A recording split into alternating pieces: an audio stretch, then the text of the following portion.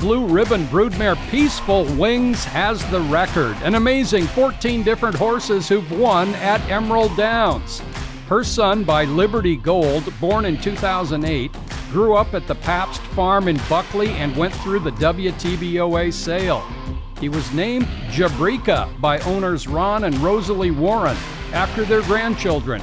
Kay Cooper ran the barn for Father Jim Penny. He was, again, a really nice horse to train. Was tough, but you could lead him out and all the kids loved him. You know, he was one of these ho-ho type, look at here comes Jeb.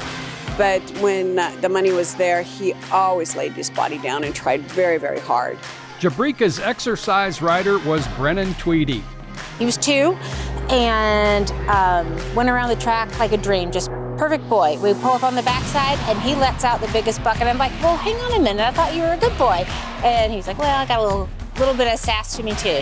Emerging as a top local juvenile, Jebrica broke his maiden by 7 lengths and followed that with a 3rd place finish in the Gottstein. Jebrica took the Emerald Downs Derby at age 3 and later that year won the BC Premiers versus older horses. We felt that he would run the bull ring because he was so agile and he performed really well at the farm, which is a half-mile racetrack. At age 5, he beat one tough group in the 2013 Budweiser, one of the most exciting stakes in track history.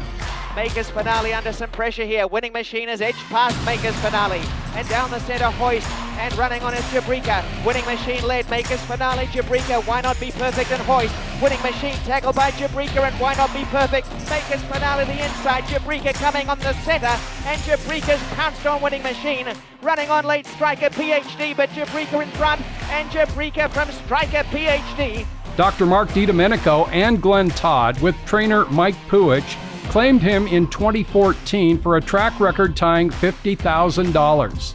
A hard-knocking horse, and he was always consistent. And you know, his best race would make him a really tough competitor in the mile, we thought. And you know, Glenn kind of wanted to have one more for the mile, and you know, we were partners with him, and so we kind of all fancied him together and took a shot. For Tweedy, did that mean no more galloping her favorite horse? Jebrica's new owner was her boss at Pegasus in Redmond. I was quite upset with Mr. Puich, and the next day I told him, half joking, half serious, I said, you took my horse, and the deal was, when he retired, that I got him. I said, so the deal, that's still the deal.